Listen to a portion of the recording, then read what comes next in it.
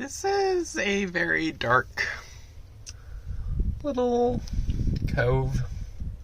Especially when I know I could literally be hiding in those islands right there that are all in sunlight. So, I think I'm gonna go check out the hiking today, which is over yonder under those big power lines. That's the other problem, is the power lines ruin any hope of cell signal here, which isn't everything, but I don't know. I've had my phone on airplane mode for most of this time, but it'd be nice to, when I choose to turn that off, actually be able to have cell signal. So, I'm gonna go check out the hiking today. I'll probably spend tonight here too. My body hurts. And then I think I'll move on to those little lower islands. I have today and then tomorrow afternoon the nasty weather rolls in, so I'll pull another weather report in, make sure that weather's gonna hold, but then, I don't know. Unless I meet someone super cool in town or something, I don't see much of a point in hanging around here. It's just kind of a bunch of derelict boats and not very much sunlight, which is not good for me, not good for my solar panels. Granted, I don't know how much it's going to matter. I do think it's supposed to rain the next, 8 days or something like that. But today's kind of the last nice, not rainy day. But whatever. Do some sailing in the rain tomorrow. But today, I'm going to get ready and go for a walk. Check this thing out in this absolute quagmire that I'm walking through. How did that end up here? There. Okay, I got through that. There is nothing out here. I mean, I guess at some point there was something of a road. Yeah, it's kind of cool. Sorry, Mom. I know this is exactly the kind of pickup truck you would want to try and save. That's wild. Well, it's on Wallace Island. Come and get it. This has to be what that truck at one point was driving up and down. I can't believe that this was ever a road that truck could pass along. It would have been tight. But the only private land on the whole island is down this way, so it must be so. I think that's the summit of the island right there. It's only 65 feet above sea level. But just more gorgeous places I'm exploring. All by myself. I'm the only person on this entire island. There's no wind today, so I am just motoring along towards Cowichan Bay. There's actually not going to be any wind for a few days, and it's going to be real wet, so I have a friend there, and I figured it would be worth just going and spending a little bit of time in a town. And it's kind of the beautiful part of no plans with this trip is I'm actually backtracking south right now, which is kind of the opposite direction of what I was intending, how I was intending to go, but whatever.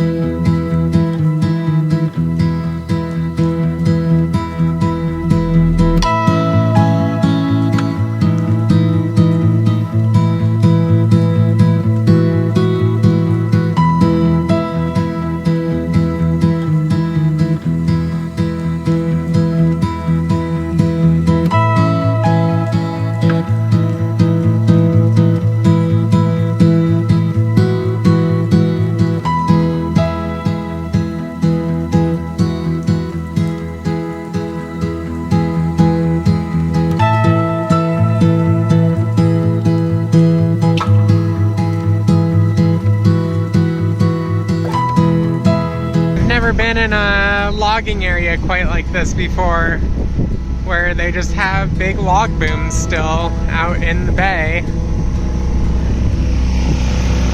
And a whole active lumber mill. These cute little boats that push logs around.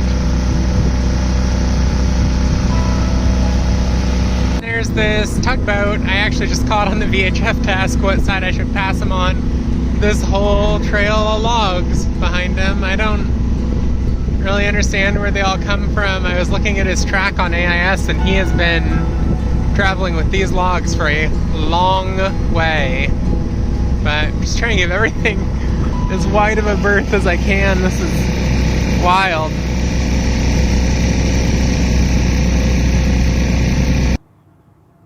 Good morning. I was just calling to confirm that your fuel dock is actually open through the winter, or at least today. Okay. And then, any chance you all do propane as well? Okay, Thursday through Saturday. Today is Friday, so that would work. All right. Wonderful. Well, I will see you this afternoon then. Thank you so much. All right, bye-bye. Yeah. Okay, so there are like no fuel docks open in the Gulf Islands through the winter.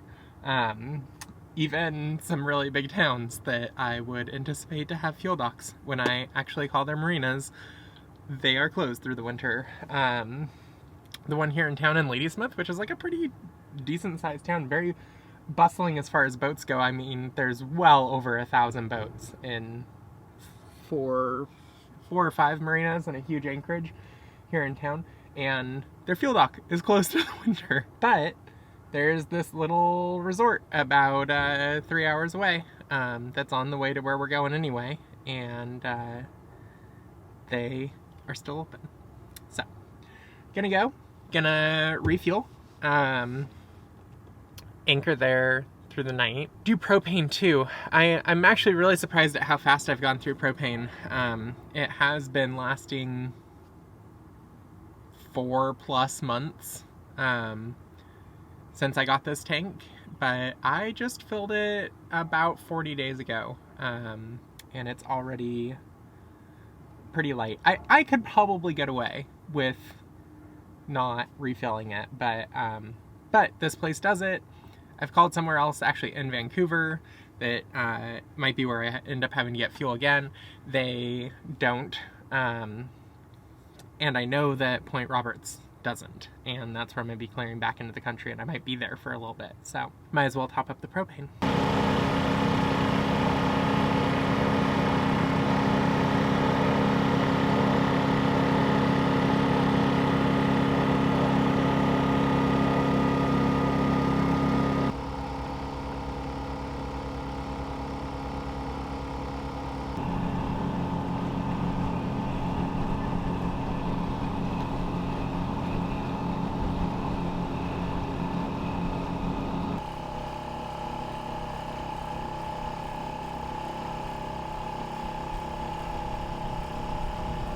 Oh god, that lighting. Well, whatever. Yeah, so motored over here from Ladysmith, and once we got here, I've pretty much just been hanging out with this little guy, and refilled on fuel and propane, actually. I was just getting a little bit anxious. I'm still getting used to having the propane tank. I was getting a little anxious about what the propane level might look like. Turns out I was only 4 pounds down on a 17-pound tank after a month and a half. So that's pretty good. It's less than a pound a week. That gives me a good idea as far as budgeting propane goes. Know that a 17-pound tank should last at minimum 17 weeks. Oh god.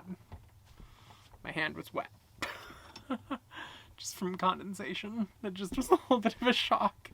Tomorrow, ready to go and lay up for crossing the pass to head towards Vancouver. That's part of the challenge with this sail, is being able to get through that pass at slack tide. Guess he thought something else was more interesting. So, stay out there, kid. I've just made one of the more terrifying discoveries I've ever made on Swirl. There's a huge soft spot in the hull. I'm trying to figure out how bad it is. This is kind of terrifying. I don't know what I should do. I don't know if I should still cross to Vancouver. No matter how I slice it, there's a little bit of open water sailing between me and home. I guess I'll just start by showing y'all what it is. So I came back from a walk on shore, and I stepped here, and it made a noise. And then I grabbed a screwdriver,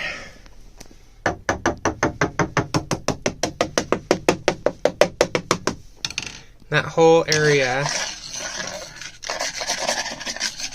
and you can totally hear it, is hollow. Been trying to figure out if this was damage. You know, the keel grid is right here. This is right behind the back of the keel. I was trying to figure out if this was damage from hitting the log, or what exactly this is from. My hope is that this was blended into the hull in such a way that it's delaminated. So I've torn everything open and oh, stay out of there. And I'm trying to investigate that. And so in here there's some liquid.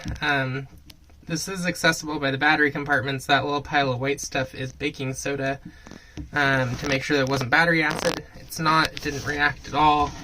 And what you can see here is some bad tabbing that is totally separated there. You can also see that there's this like ridge right here, and that also all the paint is peeling off here, but that's because I didn't sand well enough when I painted. And this appears to be nice and solid, and it appears that this is the difference in the tabbing. So the best case scenario seems to be what it is, which is this blends into the hull, and they used a really cheap or bad method to do it. I was hoping that by standing on it I'd maybe be able to see air bubbles or something. Just something move. But it doesn't appear so. But I'm pretty confident that's what it is. All this hull.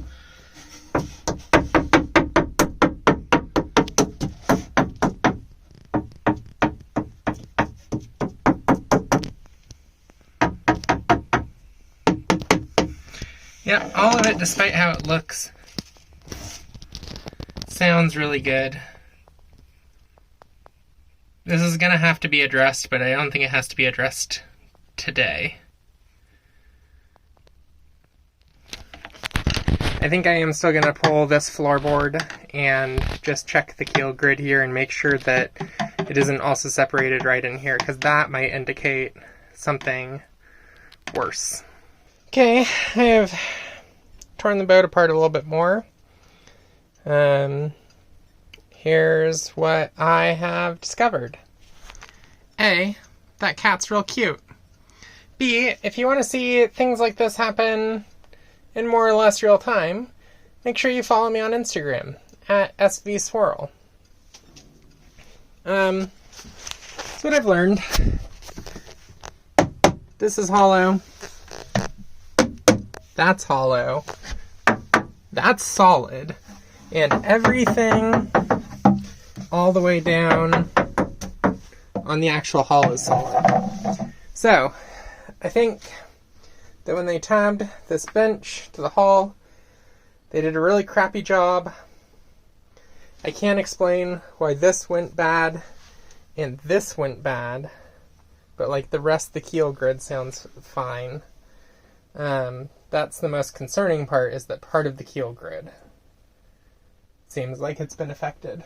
I don't really know what to do.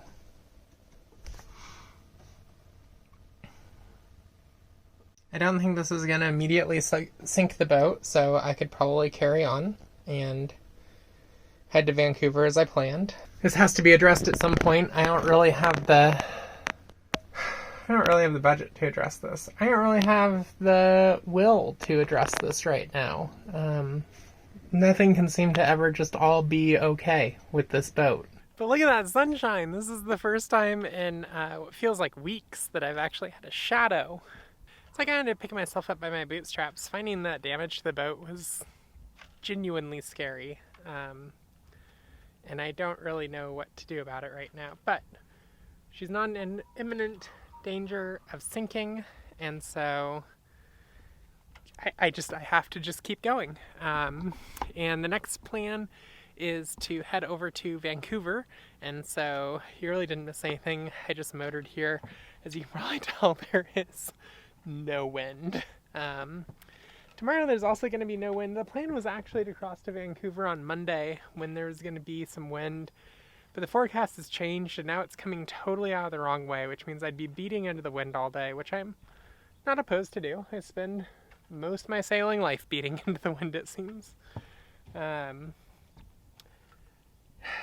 don't know. I feel a little weird about, when I'm going to windward, the boat's so heeled over and that 3,500 pound keel is just hanging off of what is potentially some compromised fiberglass now. I think I just want to be able to look at it for another few days and mark out around where the damaged area is and make sure that it's not growing at all. And I'm going to blast some heat on it tonight and see if I can get it to dry out. There's a part of me that wonders if it's been there for a long time, but it just got saturated with water somehow, and so that's how I noticed. Because it is a place I step on the boat pretty often. Because if that did really happen more or less overnight, that is a dramatically huge area, and that's really a problem. I did some Googling on if battery acid can eat polyester resin. It doesn't look like it can. It looks like it'll eat vinyl ester resin, but I know this is a polyester boat. There was no vinyl ester used in the production of the San Juan class. Also, I just look so good in this light right now. I just want to stand here and talk to the camera for the next hour. It's probably going to require hauling out to fix this. I'm probably going to have to sail, but I think I would like to avoid sailing directly into the wind. So tomorrow, leave me a long slog of motoring. There might be a little bit of breeze that fills in, but the first thing I have to do is go through a pass with a heck ton of current. I'm a little anxious about that, but I'm laid up. It's just on the other side of this island because there's swell coming in, so I wanted to hide on this side of the island away from the swell. And so tomorrow morning, pretty much first thing, I'm going to head off through that pass. Should only take about 6 hours motoring to get to Vancouver, and I should have the current with me pretty much the whole way. Not that there's much current right now, but that's the update for now. I guess it is kind of that there is no update, but is what it is.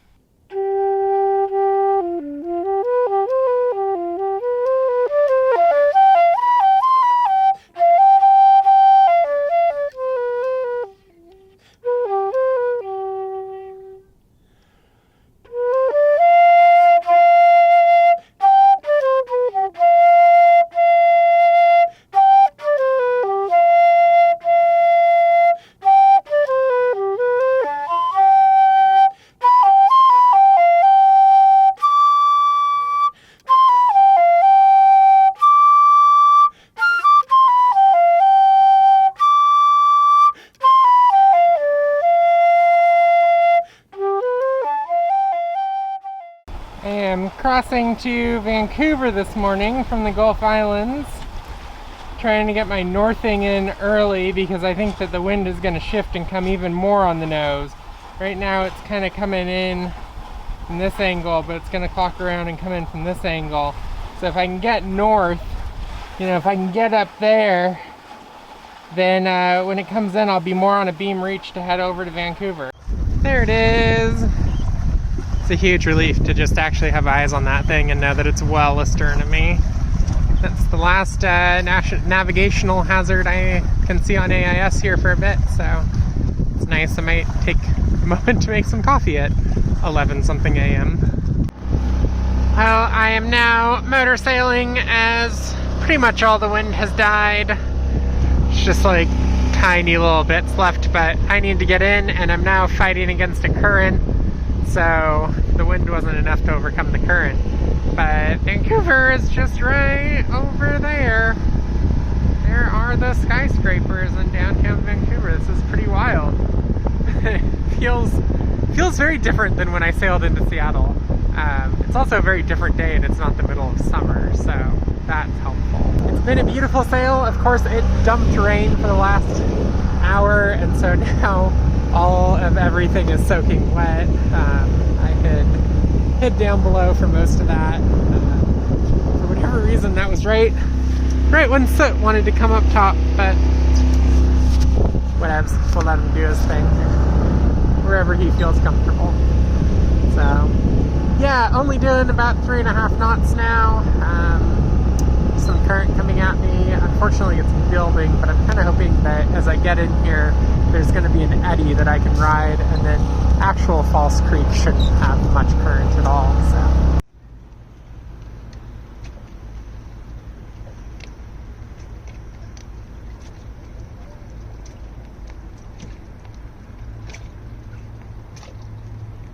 Thanks so much for watching part 3 of Cruising Around Canada. That is the final part, but that's not the end of the adventure by far.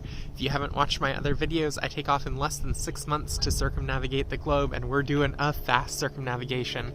So if you like seeing lots of sailing, and if you enjoy watching solo sailors, this is the exact right time to subscribe. If you want to get that content early, you can always go and check out my Patreon. You can join for as little as $3 a month, but make sure that you are subscribed to this YouTube channel and you won't miss a thing. There is another video coming in 2 weeks' time that is an upgrade to my battery system. That is something that I didn't talk a ton about in these videos, but I did over on Instagram. This entire time cruising Canada, that was one of the big struggles that I was constantly facing, was my over 3-year-old flooded battery bank was dying.